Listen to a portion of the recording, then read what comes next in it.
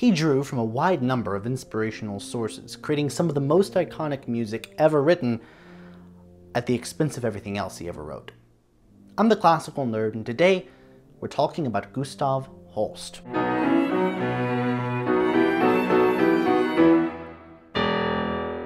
Gustavus von Holst was born in September 1874 in the southwest of England. He was a sickly child, prone to asthma, and he suffered from eye problems that would plague him for the rest of his life. He was so nearsighted that he couldn't even recognize friends unless they were really close to him, which made him exceedingly awkward in any sort of social situation. Gustav started first on keyboard instruments, as composers are wont to do, but his father believed that picking up a wind instrument would help his kid with his asthma, and so this is where Holst learned the trombone. His physical traits and resulting shyness meant that the school kids called him Sausage, but it's also in this era that Gustav began taking up composition.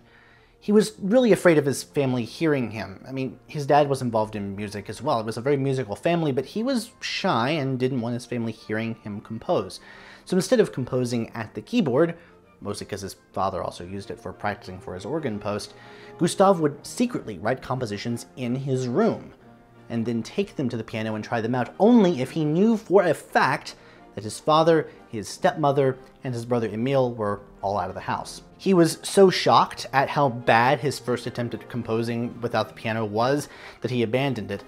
But he kept at it, and he started to submit pieces to small competitions. Throughout his teenage years, Gustav busied himself working on his own compositions, in addition to his formal studies of everything else, as well as his musical activities, which now included choral singing. When he was 16, he took advantage of the all-hours access he had to the organ at the church where his father worked, and he wrote a set of organ voluntaries and dedicated them to his Aunt Nina.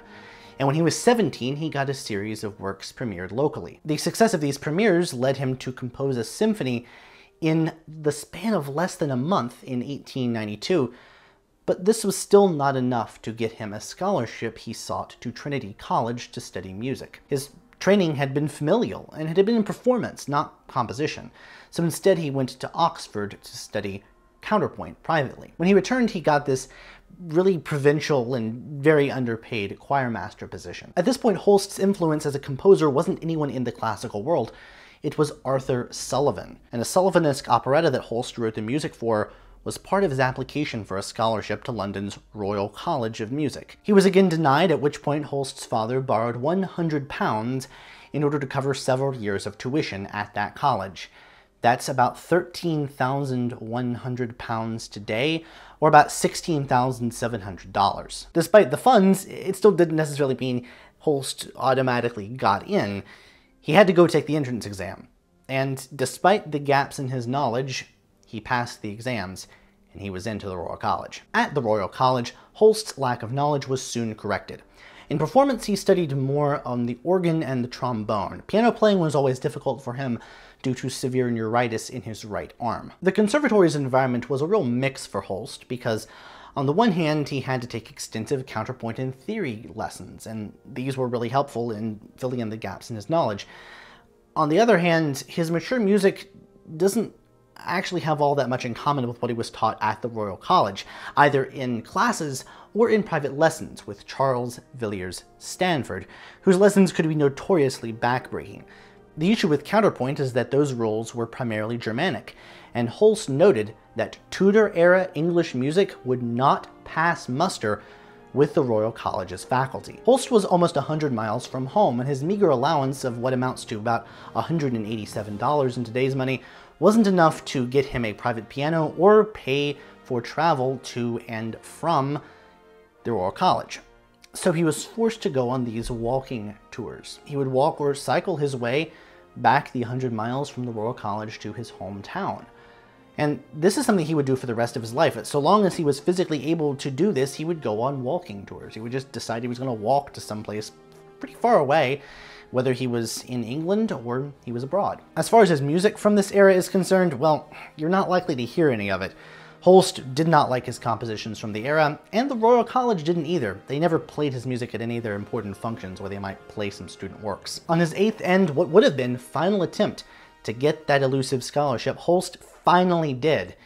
And just in the nick of time, too. He was not going to be able to continue on without it because that 100 pounds was about to run out, and his father was about to retire from his organ job.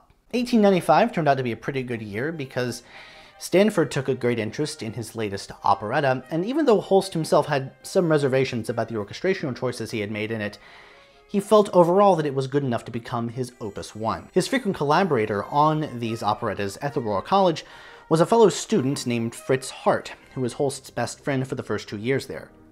But after having taken a break from the Royal College, Ralph vaughan Williams came back and he and Holst became immediate friends. Their interests, musical and wider, positively influenced one another, and their friendship continued to grow as their fame grew. Eventually, Holst felt as though the Royal College had provided him with enough training, and so, after a stint filling in for his friend Vaughan Williams at the latter's organ post, he decided to strike out on his own. The Royal College would have renewed his scholarship, but he declined it, instead choosing to become a trombonist and rehearsal pianist for the Carl Rosa Opera Company in Southport, in England's northwest. This opera company was kind of known to be interesting. They presented middle-brow fare at very reasonable rates, so it was good for the overall musical health of Southport to have this opera company there. But their singers were not known for their qualities at diction. Everything was presented in English and translation if it wasn't originally in English, which a lot of operas aren't. And the singers were also known to really show off. This is why Holst had to be the rehearsal pianist. The singers also weren't really good at reading music, so he had to really bang out those notes on the piano bright and early in the morning just so they knew what they were supposed to sing. Holst was kept quite busy, and this hands-on experience with opera was mostly good for him, although he didn't really get a good sense of the staging because he was either not focusing on where the singers were early in the morning, or he was stuck down in the pit for the performances. So that's a problem that ended up plaguing some of his later attempts at opera. But he always wanted to compose, and he always had this interest in composing opera. By sheer happenstance, a friend of his lent him a book of Sanskrit literature, and Holst was so intrigued by what he read that he decided he was going to track down all of the other Sanskrit literature, in translation of course, that he could find, only to find that the vast bulk of it was not in translation at all. So what do you do in that situation? Learn Sanskrit, of course. Well, I mean, Holst didn't really learn Sanskrit. He only learned just the basic rudiments of it so he could translate it with the help of a dictionary for every word. He just wanted to have a kind of very baseline working knowledge of the language in order to achieve a translational ability. Because he wouldn't set others' translations, he would translate them himself, because the translation process was part of the compositional process for him.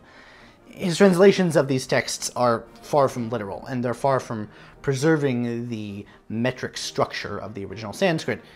Other translators who were experts and they could actually read the stuff, that was their job. Holst wanted versions of these texts that he could put to music. These idiosyncratic translations of sacred Hindu texts occupy a central position in Holst's vocal output. Although he had a wide-ranging interest in theology and philosophy and other generally sort of metaphysical things, Holst seemed to for the better part of a decade, Holst worked on a 3-act Wagnerian was. If you published it yourself, you weren't being taken seriously. Mostly Holst favored writing small pieces, which he hoped would catch on and then shine light on his larger works. In addition, was the reason that Holst ended up with a job that would become associated with him at James Allen's Girls' School in London in 1903, and he asked Williams thing. So, when he quit at the end of the year, the school hired Holst and adults at a settlement house called the Passmore Edwards Settlement, where Holst conducted their choral society from the end of 1904 through 1908. Somehow in here, tapped to edit a new edition of the Anglican hymnal, a job they told him would take 2 months. It ended up taking 2 years, and Holst wasn't the main cog in this process, but he definitely helped, including contributing some new hymn tunes. Holst's career as a teacher continued when he was tapped to teach singing at the all-new St. Paul's Girls' School. The boys' school, on the other hand, was about to celebrate their 400th anniversary. While the headmistress at the school thought that singing was frankly kind of stupid, she didn't see what relevance it had to the rest of the girls' education, the students, Holst, and the other teachers knew that Holst was onto something when he taught singing as a very serious pursuit. A lot of the stuff that he taught in his classroom when it came to singing was eminently applicable to other classrooms and in other areas of life. Things like attention to detail, proper pronunciation, things like that. But soon Holst ran into the problem of repertoire. He could only use arrangements for sopranos and altos, women's choirs, and he found the quality of arrangements for women's choirs to be quite bad, and there weren't a whole lot of good original compositions for that particular ensemble. Holst could easily solve this problem because he was a composer, or at least he was desperately trying to be at this point, and so he wrote his own arrangements and original compositions for his girls' school choir. And as a result, Holst got this intimate knowledge of how to run a choir, not just from his previous experience singing in one, but as someone who was forced to direct one. This also explains why Holst's alto lines are a lot more interesting than the average alto line. All of this contributed to a very deep love of music that he passed on to his students, who were known for going out in the playground and instead of jumping rope, they would sing Palestrina, although I suppose those aren't necessarily mutually exclusive activities. He encouraged his pupils to compose, and he used witty and apt metaphors to enliven the dry and academic side of music theory. In 1907, which would overlap a little bit with his job at Passmore Edwards, he took a job at the Morley College for Working Men and Women. And you might wonder why this guy was overworking himself. I mean, he already barely had time to compose as it was, based on all the ensembles he had to teach and classes he was going to all over the place. And the reason is he had a kid on the way, and his daughter Imogen was born in April 1907. Imogen would go on to carry the tradition of Holst in music, not just composing herself, but also being an integral figure in her father's legacy. The love of the choir and of choral music in general is something that made it into his music a lot. A lot of his music has a choir, and the kinds of effects that he pulls with it could only have been dreamed up by someone who was forced to teach it day in and day out. One notable innovation was in the area of spatialization. Now, this isn't a new thing. Giovanni Gabrieli was doing it way back at the end of the Renaissance era, and there were other composers of Holst's time who were experimenting with it far more than Holst ever did. Mahler had his offstage brass, and Ives was doing all sorts of stuff, but this doesn't make it uninnovative for Holst to have, for instance, a hidden choir. The Planets famously ends with a choir which we hadn't heard for the entirety of the piece, coming in at the end of the suite, singing wordlessly in an anteroom. And then the door is supposed to shut on them for the very first fade-out effect. And if this isn't possible, the choir is supposed to just silently walk out the door, hopefully in sock feet so they don't make too much of a racket. So Holst kind of invented the fade out, which is the one thing that my dad doesn't like from his otherwise beloved 80s rock hits. While everyone knows the example from the Planets, Holst was doing this in his part songs for his girls' choir as early as 1905, a whole decade before the Planets. And the antiphonal choirs in the late Renaissance Venetian Gabrieli style is what he calls for in the Hymn of Jesus, a choral orchestral work and his first major post-Planets piece, which was based off of a 2nd century Gnostic text. We're going to get to that in a little more detail later, although it's interesting that even though he calls for these antiphonal choirs, that performance instruction is rarely, if ever, heeded in performances of it, mostly I think due to lack of space. Around this time, composers and musicologists became fascinated with folk song, in England specifically. There was a growing movement across all of Europe to document the folk songs of different ethnic groups, to preserve them for all time. And now that recording technologies were just starting to become a thing, there were many composers and musicologists who traipsed out into the meadows to record these songs lest they be lost forever. And although Holst did not have the time or the energy to do this, he was very interested in using English folk tunes and the English folk tune style in his own work. This is important because Holst, like so many in his time, were enthralled by the music of Richard Wagner, and few had it in them to take Wagner's accomplishments further. And the true Wagner acolytes were in Germany anyway. Moving away from Wagner to folk music meant a change of pace from intense chromaticism towards modality, and in general more diatonicism. This love of folk music went deeper for Holst, because he believed that amateur music making held a deep importance to society at large.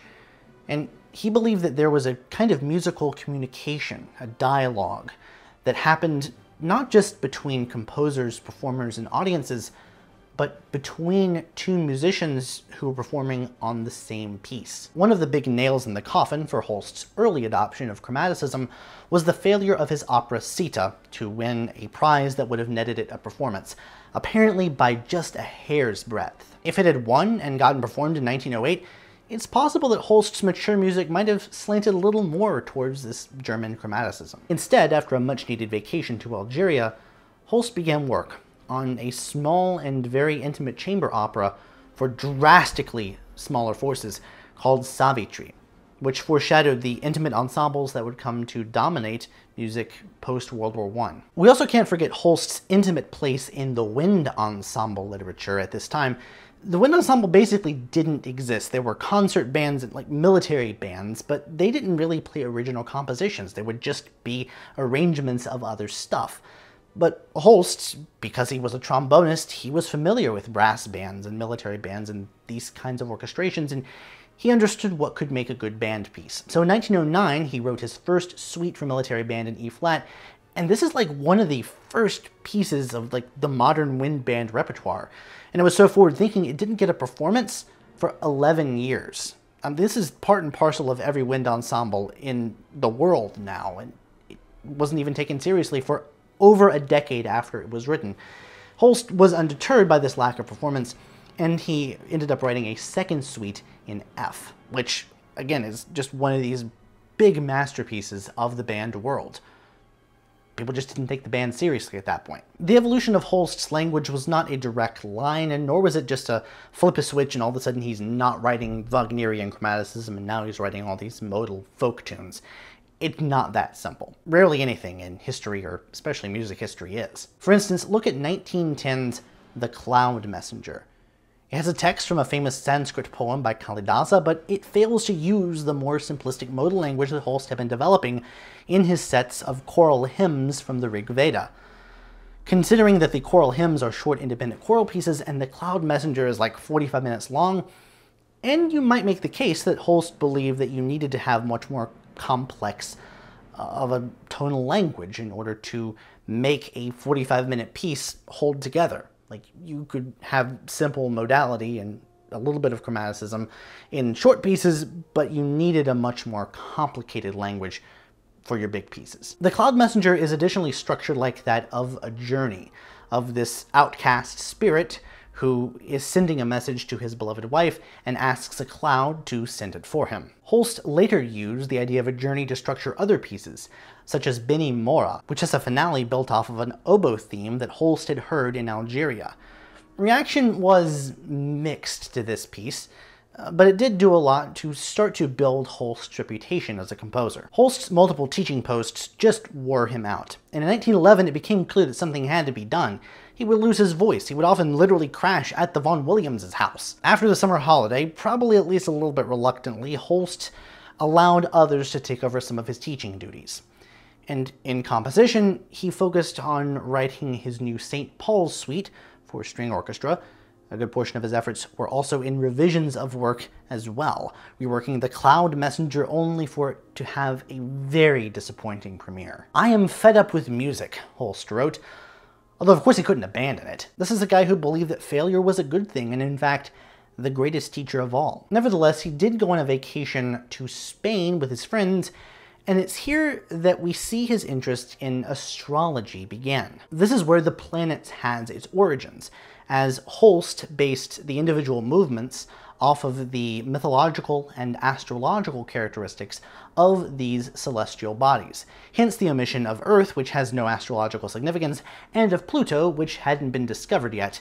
Hashtag justice for Pluto. Other composers have come in with their ideas for a Pluto movement or an Earth movement, or even movements associated with the new dwarf planets that they've found since they reclassified Pluto, or maybe the impetus for reclassifying Pluto, I should say. But it's just not the same. Nobody can quite capture Holst's language, and if they did, it would just sound like a cheap imitation anyway. Now, The Planets is structured very suspiciously similarly to a book by the so-called father of modern astrology, a fellow named Alan Leo, whose book The Art of Synthesis is structured very similarly to Holst's piece. Holst did horoscopes for his friends for fun for the rest of his life, but never used them as a point of departure for his piece again, and seemed to, at least in some quotes, regard them as sort of a vice that he enjoyed doing, but he didn't really take them super seriously. Around this time, Holst's last major artistic influence came into the picture. A new edition of the madrigals of the English Renaissance composer Thomas Morley was published, and Holst said that he was never the same after he first discovered this early music. This led him to a subtle but defining part of his ideology, the idea that music didn't actually progress. Music was just different now than it was then, but that didn't rob early music of its ability to be powerful or to speak to people. Additionally, the huge orchestral forces and powerful rhythms that Igor Stravinsky brought to the world in The Rite of Spring influenced those same elements in The Planets. Also influential were Arnold Schoenberg's 5 pieces for orchestra, although Holst had a great deal of fun in satirizing Schoenberg and other modernists by conducting, with 2 batons, a piece called Futuristic Tone Poem in H, which featured, among other absurdities, non-existent instruments such as the contrabass macaroon, and non-existent time signatures like x minus y over n minus th. Later, to keep up morale during World War I, Holst wrote an opera called Opera as She Is Wrote, which lampooned and just mercilessly parodied pretty much every opera and every major opera composer that you could possibly think of. The reason that I think that Holst admired Schoenberg, even if he didn't quite understand his language, was because pieces like these, but when Holst was trying to make fun of you, you definitely knew he was trying to make fun of you. And the reason I think that he admired Schoenberg so much is that The Planets was originally called 7 Pieces for Large Orchestra, which seems to me to be much more of an homage to Schoenberg's 5 pieces than it is trying to satirize them, as some sources have attempted to suggest. But speaking of German composers in relation to Holst, and Germany in relation to England as a whole, as Holst sketched out Mars, which became the first movement of The Planets, World War I broke out. And here we have to look at the politics. Because England was known as the land without music for so long, the English people began to have some kind of complex when it came to homegrown musicians. That is, they didn't think that any homegrown musicians actually existed.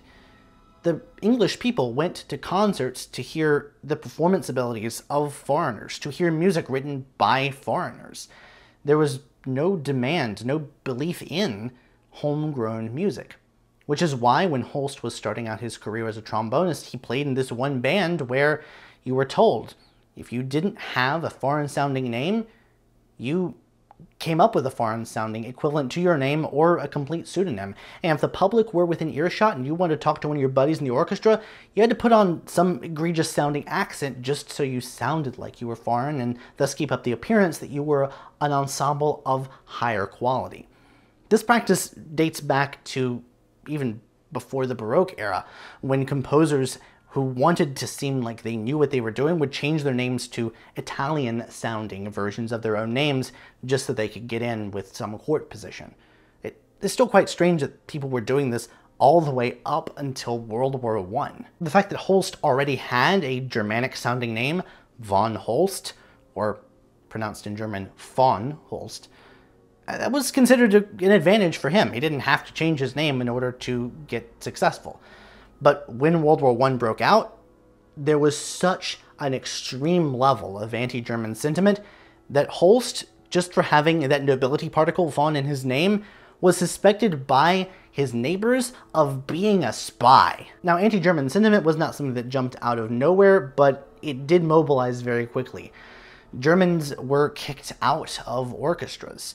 German composers were replaced by other composers. Anything that had any hint of Germanicness about it was replaced. The royal family even changed their freaking name. So when Holst was reported as a spy to the police, it didn't matter to the people who were reporting him that he tried to sign up for military service to fight for England, only to be rejected because he had such poor health. Now, he didn't drop the von immediately. I mean, that was something he was very fond of, dating back to his student days. The only reason he changed it later was due to the YMCA. We're going to get to that story in a second, I promise. Now, putting aside the politics for a second, composers pretty much stopped writing big, grand orchestral pieces after World War I. It just wasn't economical to do that, not just because of the carnage of war and the literal cost of it and money, but also because of the flu pandemic, and there were a lot of reasons as to why after World War I, music changed and became much more intimate, much more stylized, that romanticism was beginning to die. And didn't really die out until the end of World War II, but again, things are complicated in music history.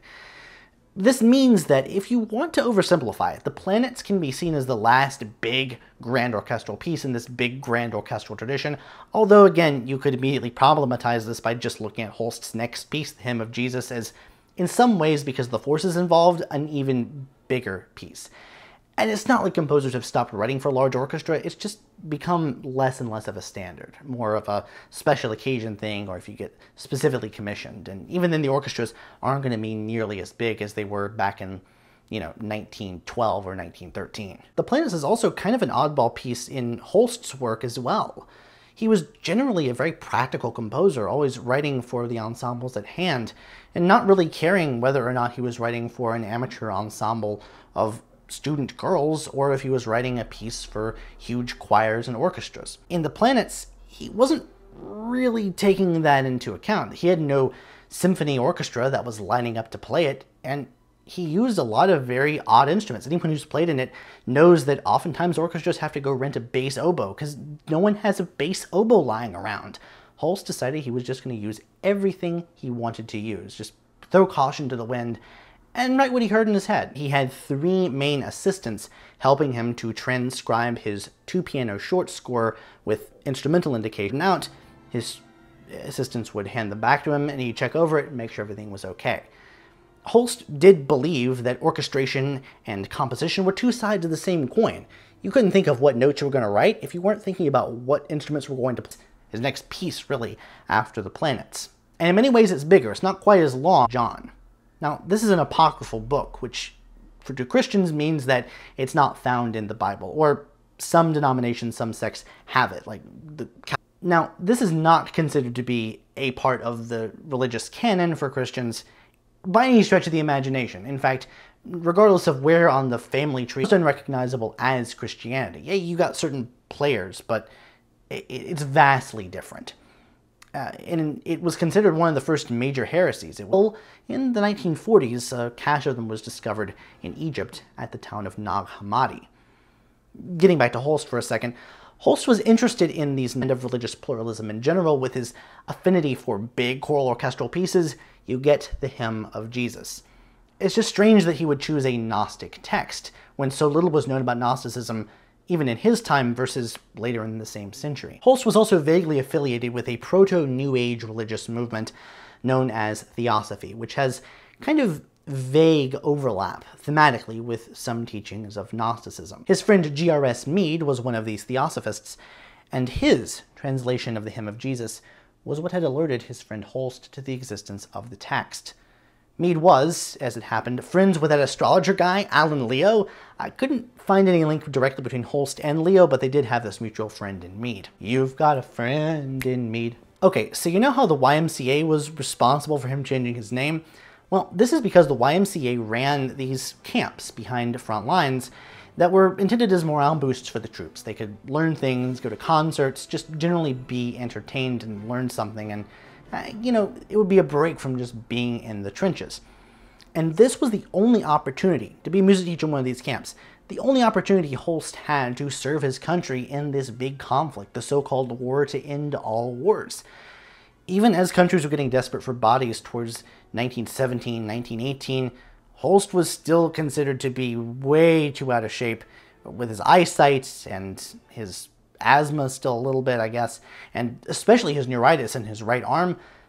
The military didn't want him, so the YMCA teaching music behind front lines was his only option to serve his country. And the YMCA balked at this guy named Gustavus von Holst teaching music to their English troops who were fighting against the Germans. So Holst had his name, which he really enjoyed and valued on one hand, and serving his country on the other. And he chose to serve his country, changing his name to Gustav Holst. Well, the YMCA trained him, but they didn't send him out anywhere, so he just stuck in this limbo. And so his friend and fellow musician Henry Balfour Gardiner decided to get Holst a going-away present by paying for a private performance of The Planets. Sir Adrian Boult, a conductor who would come to be quite associated with this piece, was tapped to conduct its hasty premiere. They didn't know when Holst was going to get shipped out, so they put this thing together with the greatest speed. And consider that this is not a piece that orchestras can judge for. Although private, this premiere was such a delightful success that the Philharmonic Society offered Boult 2 concerts to publicly conduct, on the condition that he planned to perform The Planets on one of these concerts. 2 stars were born. Blared literally got there and they decided they would rather not fight than have Gustav Holst on the continent. The thing is, it wasn't actually a total waste because demobilization was such a big process, and the troops who were still formally on the front lines needed some levity after being stuck in the trenches for so long. So his role was critical, and he convinced every single one of these 14 soldiers that they should instead take up singing in some kind of competition.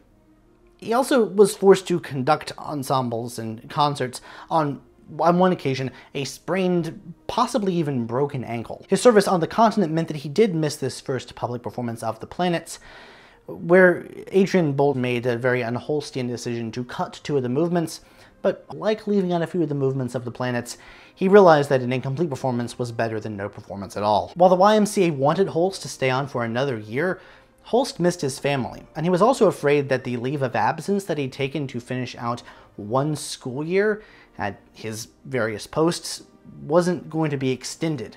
They weren't going to keep those posts open if he was away on the continent longer than he told them he was going to be. His musical response to the war was interesting.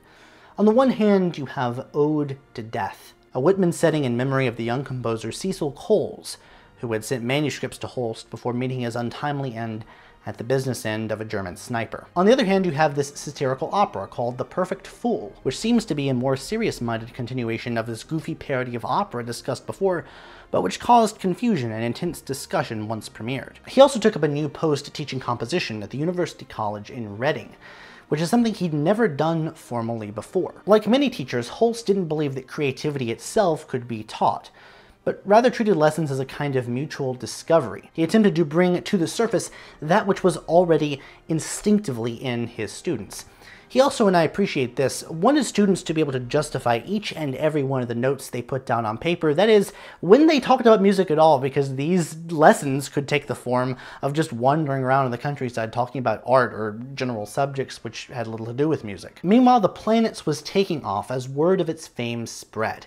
American conductors clamored to be the first to premiere it on US soil. Publishers were now interested in seeing what else was in Holst's back catalog. They could jump on Planets Fever and get some money for themselves off of some other name, cashing in on the Holst name, because they assumed that all of Holst's other pieces must be like The Planets.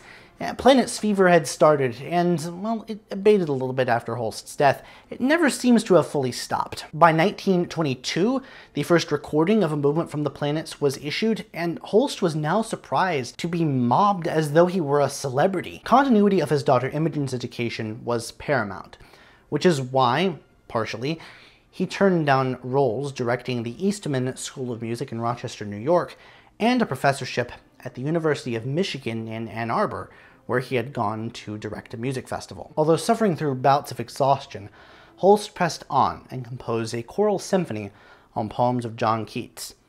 The idea of a choral symphony went to Beethoven, of course, but it took almost a century before composers began tackling the issue of putting the chorus in every movement. Gustav Mahler's Eighth Symphony and Vaughan Williams' First Symphony were practically contemporaneous, and predated Holst's choral symphony by a decade and a half, but this was by far some kind of settled form. Within English music, Vaughan Williams had provided thematic unity for his First Symphony, a sea symphony, by pulling not just from Whitman poems, but Whitman poems about the sea. Listeners instinctively compared Holst's symphony to Vaughan Williams' symphony, and in the comparison, Vaughan Williams looked better, because Holst didn't have any other unifying thematic element other than they were all by the same author. Holst's health problems meant that he cut back on some of his teaching, leaving Morley College in 1924, but still keeping on at St. Paul's, where he soon became just as busy as ever. He followed the polarizing, thought-provoking opera The Perfect Fool with a Shakespearean musical interlude in one act called At the Boar's Head, which friends saw as a dramatic miscalculation, an assessment with which the critics agreed. Nevertheless, Holst was never bothered by public perception all that much, or if a piece failed. He liked when it succeeded, but failure didn't knock him back in the same way that a lot of other composers would. So he followed this looking back, which people didn't really like that much, with an amazing look forward, a piece called Terzetto. This polytonal flute, oboe, and viola trio was odd in a lot of ways, not just for the instrumentation and the fact that Holst wasn't known for being a chamber music composer, but for the fact that despite the 3 key signatures across the 3 instruments, it didn't sound polytonal enough to the modernists who were already experimenting with a technique to generate unique dissonances. The mixed at best reception he was getting to his pieces post The Planets and The Hymn of Jesus was indicative of a larger problem. He was already being stereotyped. The immense success of these 2 pieces had him pigeonholed as a composer who did that. And he didn't always do that. He just did whatever he wanted to do. He went where his inspiration led him. He wasn't just a composer with one sound and one style. When he went on doing what he'd always done, composing based on a wide array of inspirational sources, his celebrity declined, at least at home. The New York Symphony Orchestra commissioned a new piece, Egdon Heath, based on the work of and dedicated to the novelist Thomas Hardy, who tragically died a few weeks before the premiere. Holst habitually called his latest work his greatest work, stopping only at Egdon Heath, which always held a special place in his heart from there on out. Although there on out wasn't a great deal of time. Holst's health was getting steadily worse. He had to be hospitalized while in the United States for a semester, and when he got back to England, he was so weak that he couldn't go on his famous walking tours anymore, and doctors told him that he needed to drastically cut down on his activities. Now, for someone who liked activity, who liked to work, the prospect of not being able to go to a concert anymore because his doctors told him he couldn't do anything stressful after a certain time of the night was simply untenable for him. The choice was, on one hand, to drastically cut back on everything he enjoyed doing, or to go through a dangerous surgical procedure and his life back. Holst opted for the surgical procedure. In May 1934, he was just too weak to overcome the effects of having been operated on, and he did the legwork to make that happen. Vaughan Williams did too, to a lesser extent, but it was only after he died that Holst began to become more popular, mostly due to the new popularity of The Planets. And then you listen to John Williams' score to Star Wars, and it's pretty clear who John Williams ripped off. Borrowed from. Holst didn't believe very much, very interested in making the notation as clear as possible to the players. Likewise, who could supply music for whatever was needed, not distinguishing between a huge masterpiece and allegedly referred to the piano as being not much of an instrument at all, which reminds me of what, and they don't follow standard procedures. Rather, he's interested in creating these well-defined and very proportionally structured blocks of music which are cross-pollinated with references to one another. He's not just interested in cross-pollination more applicable to setting English than 4/4 or 3/4 or more standard meters. And in some sense, he thought that this was the thing that prevented English composers from naturally setting English. They just felt like English needed. This exploration of setting texts in specifically 5/4 meant mostly Mars from the Planets, but it's found not just in Mars in that suite. And it's also having a choral ensemble speak instead of sing, the use of choral tone clusters can be found in the Hymn of Jesus. While 1911's Fantastus suite uses the natural neuritis. It's much easier to write this as a shorthand for just repeat what you did in the previous bar than to write out the same bar over and over and over again. Bitonality was also a major technique in his arsenal, and he deploys it in ways that aren't necessarily obvious to the listener. He was fond of being able to write music in 2, had his favorite intervals between the 2 keys that he would deploy.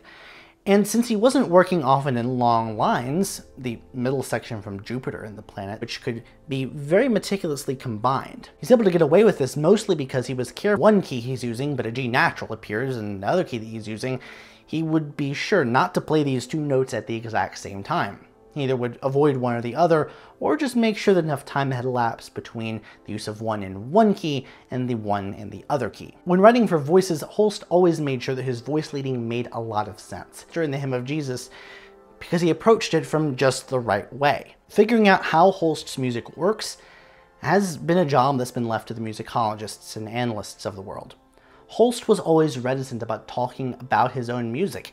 He had program notes unless they were like absolutely necessary, and he believed that communication through music was the point of music. He also disliked formalized approaches to composition, and this extended to composers that he felt were too polished, whose music sounded like they didn't struggle to write down every note. He wanted to hear some of that struggle in others' works. Above all, he wanted his students to be enthusiastic, unless the not composing of it becomes a positive nuisance to you. And he was in favor of recycling, at least when it came to composition. And instead of throwing things away, he encouraged that idea. Politically, Holst had socialist leanings in his youth, forming the Hammersmith Socialist Choir during his student years, but later disowning all political beliefs out of a boost to the English during World War I.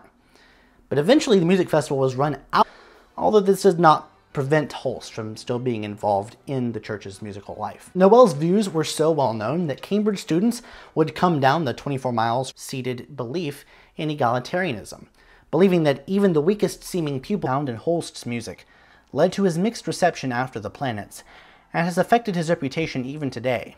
But anyone who has played or sung Holst's music knows how honest Holst was being when he said that he'd written better music than the planets. His body of work offers us some of the best and most forward-thinking music of his era, embodied by an ethos of practical experience over theory and of valuing the expression of emotion to the average concertgoer more than experimenting with the avant-garde for its own sake.